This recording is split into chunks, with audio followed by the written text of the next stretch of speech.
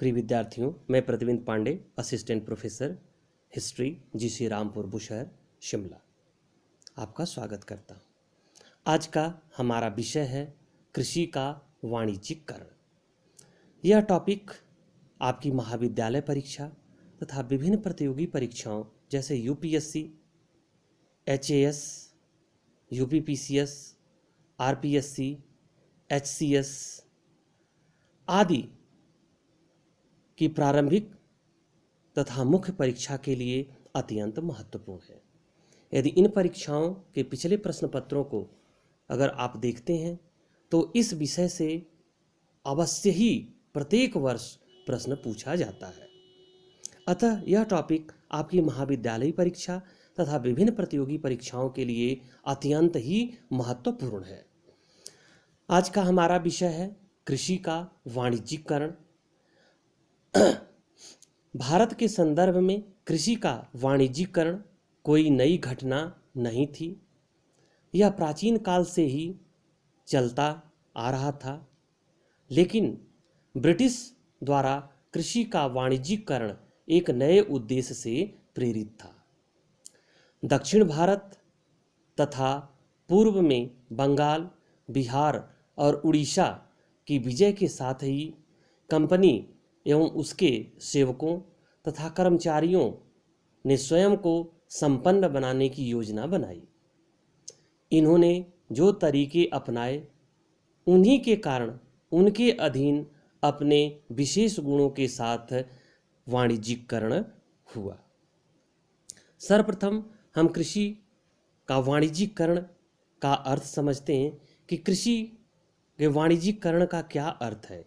तो कृषि के वाणिज्यिकरण का अर्थ यह है कि जब कृषि उत्पादों का उत्पादन बाजार की आवश्यकता को पूरा करने के लिए किया जाने लगा तो उसे हम कृषि का वाणिज्यिकरण कहते हैं। यानी यहाँ पर मुख्य उद्देश्य अधिक लाभ की प्राप्ति हो गई, अर्थात खाद्यान्न वस्तुओं के स्थान पर बाजार की आवश्यकता को पूरा करने के लिए जब कृषि कार्य किया जाने लगा तो उसे हम कृषि का वाणिज्यिकरण कहते हैं। प्रारंभ में कंपनी को भारत से माल खरीदने के लिए बड़े पैमाने पर सोने और चांदी की मुद्रा को लाना पड़ता था, क्योंकि इन दिनों भारत में अंग्रेजी सामान की मांग काफ़ी कम थी। लेकिन बंगाल विजय के बाद कंपनी ने व्यापारिक लाभ के लिए नई नीतियां बनाई। इसके अंतर्गत कंपनी ने करों की वसूली इतनी बड़ी मात्रा में करने का विचार किया कि न केवल इससे भारत में सैनिक एवं प्रशासनिक खर्चों को पूरा किया जा सके, बल्कि अपने व्यापार को आर्थिक सहायता उपलब्ध कराने के लिए अतिरिक्त धन भी उपलब्ध हो जाए, तथा दूसरा, पश्चिमी देशों में भारत के जिन सामानों की मांग की गई थी उस पर कम से कम उत्पादन लागत आनी चाहिए, जिससे कि अतिरिक्त राजस्व को इन सामानों के रूप में धन प्रेषित किया जा सके और यहीं से धन निष्कासन अर्थात ड्रेन वेल्थ की भी शुरुआत मानी जा सकती है। भारतीय शासकों के द्वारा करों की वसूली का अधिकांश भाग इसी क्षेत्र में स्थानीय स्तर पर खर्च हो जाता था। उस समय कृषि विदेशी मांग के द्वारा बहुत ही कम प्रभावित होती थी। दस्तकारी एवं अन्य सामानों का भारतीय निर्यात किसी अन्य बाहरी देश से होने वाले आयात से कहीं अधिक था। प्रारंभ में अंग्रेजों ने भी भारतीय उत्पादनों के निर्यात पर ही अपना ध्यान केंद्रित किया था। इन उत्पादनों में पश्चिम को निर्यात होने वाले सूती कपड़े आदि शामिल थे, लेकिन ब्रिटेन में औद्योगिकरण तथा सूती मिलों के विकास के कारण कंपनी को सूती कपड़े का निर्यात रोकना पड़ा, क्योंकि ये सूती मिल भारतीय उत्पादनों के साथ प्रतिस्पर्धा नहीं कर पा रहे थे, जिसके परिणाम स्वरूप वे कंपनी के विरुद्ध आंदोलन प्रारंभ कर दिए। सूती कपड़े के निर्यात बंद होने के साथ ही कंपनी ने भारत से निर्यात करने के अन्य प्रकार के सामानों को प्रोत्साहित करने की आवश्यकता महसूस की, क्योंकि कपड़ा उद्योग तो बंद हो चुका था, तो उसके स्थान पर कुछ दूसरे वस्तुओं का उनको विकल्प तलाशना था। इसके अंतर्गत कृषि उत्पादों के निर्यातों को उन्होंने सुरक्षित समझा, क्योंकि ये उत्पाद न अंग्रेजी माल की प्रतियोगी थी और इससे अंग्रेजी धंधों के लिए कच्चे माल की आवश्यकता की पूर्ति भी होती। कृषि उत्पादों के अंतर्गत मुख्य पहलू चीन के साथ व्यापारिक पहलू था, जिसमें व्यापार संतुलन का चीन के पक्ष में होना था। चीन का भारत के साथ व्यापारिक संबंध था, लेकिन चीन पश्चिमी देशों को सामानों का आयात नहीं करता था। अतः ब्रिटेन को चीन से व्यापार के अंतर्गत चांदी का भुगतान करना पड़ता था। दूसरी ओर भारत के वैसे स्थान जहां से चीन को निर्यात होता था कंपनी के नियंत्रण में थे। अतः कंपनी के साथ व्यापार संतुलन को स्वयं को पक्ष में करने के लिए दो तरीके अपनाए।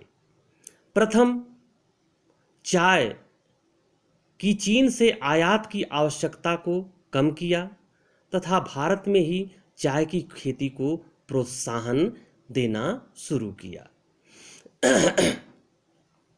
दूसरा, भारत में अफीम की खेती को बढ़ावा देकर उसका निर्यात अथवा तस्करी चीन के द्वारा अफीम पर रोक के कारण ही चीन को की जाने लगी, क्योंकि वहाँ पे अफीम के निर्यात पर प्रतिबंध लगाया गया था। इस कारण इन्होंने तस्करी के माध्यम से वहाँ पर अफीम पहुँचाना शुरू किया।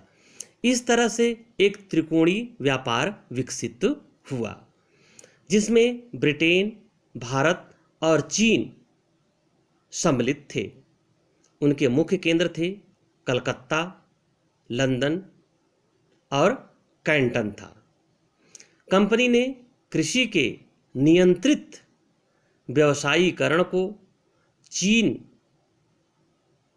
बढ़ावा दिया, जिससे कृषि के वाणिज्यिकरण के प्रभाव को जो चीन और भारत के पक्ष में था उसे नियंत्रित किया जा सके।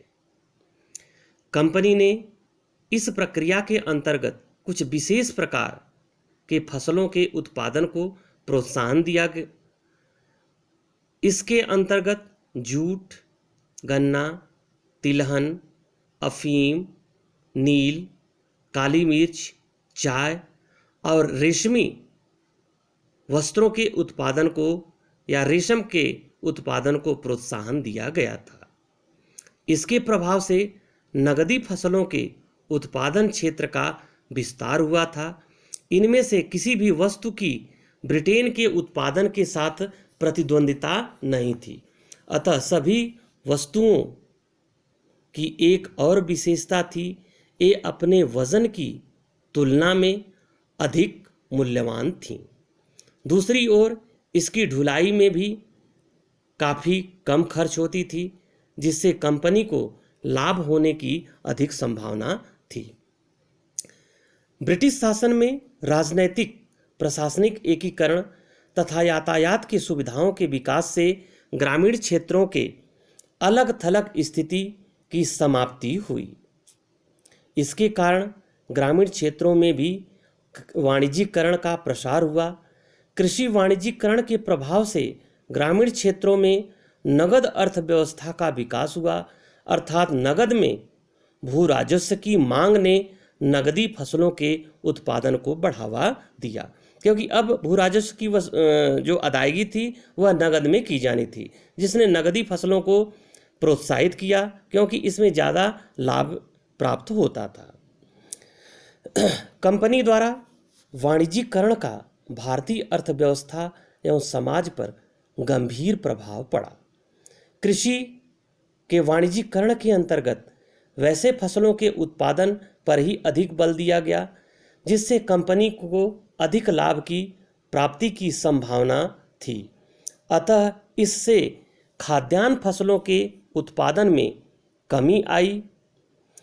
इसका कृषकों की स्थिति पर प्रतिकूल प्रभाव पड़ा, क्योंकि अब कृषि वाणिज्यीकरण के प्रभाव से व्यक्तिगत आवश्यकता की पूर्ति के स्थान पर बाजार की आवश्यकता की पूर्ति की जाने लगी थी।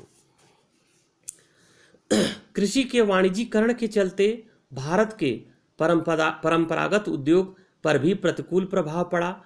भारत में प्राचीन काल से ही कृषि और परंपरागत उद्योगों के बीच परस्पर घनिष्ठ और अन्योन्याश्रित संबंध था, अर्थात ये दोनों एक दूसरे के परस्पर सहयोगी थे और एक दूसरे के विकास के प्रमुख कारक थे।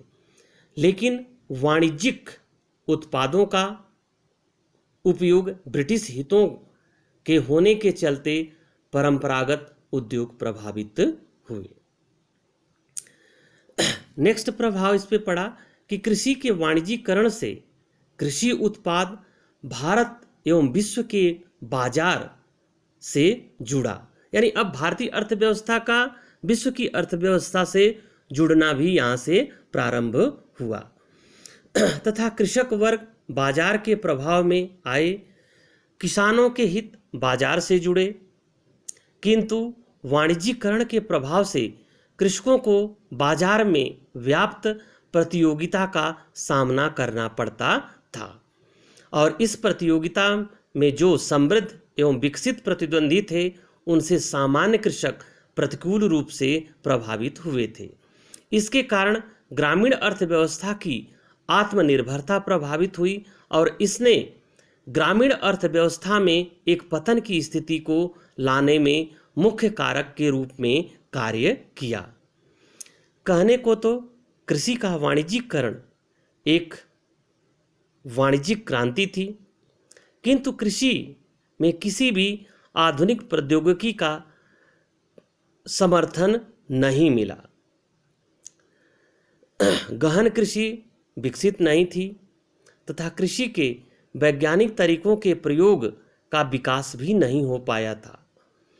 इसके कारण वाणिज्यीकरण से जो स्वस्थ दिशा कृषि एवं उससे जुड़े वर्गों को मिलनी चाहिए थी उसका अभाव रहा।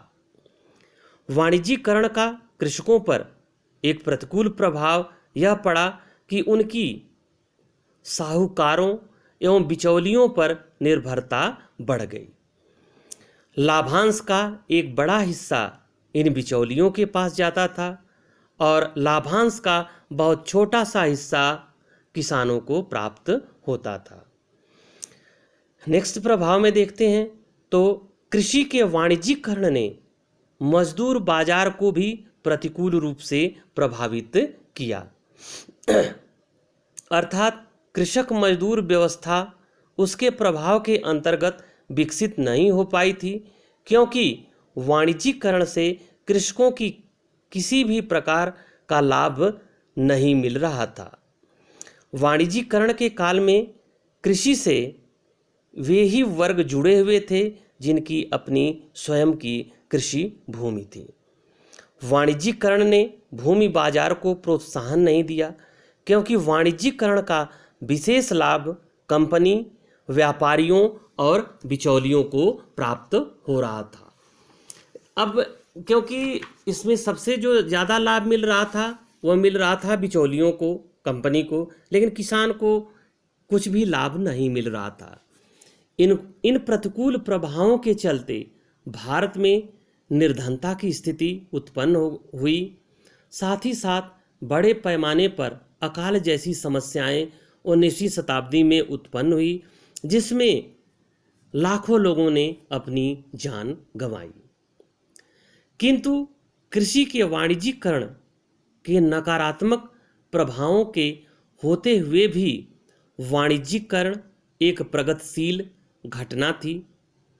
प्रगतिशीलता का तात्पर्य भौतिक, सामाजिक एवं सांस्कृतिक रूप से अलग थलग स्थिति की समाप्ति से है, क्योंकि वाणिज्यीकरण ने सामाजिक विनिमय को प्रोत्साहन दिया था तथा इसने भारतीय अर्थव्यवस्था के पूंजीवादी स्वरूप के परिवर्तन को संभव बनाया था। वाणिज्यीकरण ने पूंजीवादी व्यवस्था के विकास के आधार के निर्माण में महत्वपूर्ण योगदान दिया था। वाणिज्यीकरण के द्वारा भारत के विभिन्न क्षेत्रों को आपस में जुड़ना इसका एक महत्वपूर्ण प्रभाव था। वाणिज्यीकरण ने भारत को संपूर्ण विश्व व्यवस्था से जोड़ दिया था, यानी अब भारत की अर्थव्यवस्था विश्व अर्थव्यवस्था के साथ जुड़ चुकी थी। अब उसका ग्रामीण अर्थव्यवस्था का स्वरूप समाप्त होने लगा था।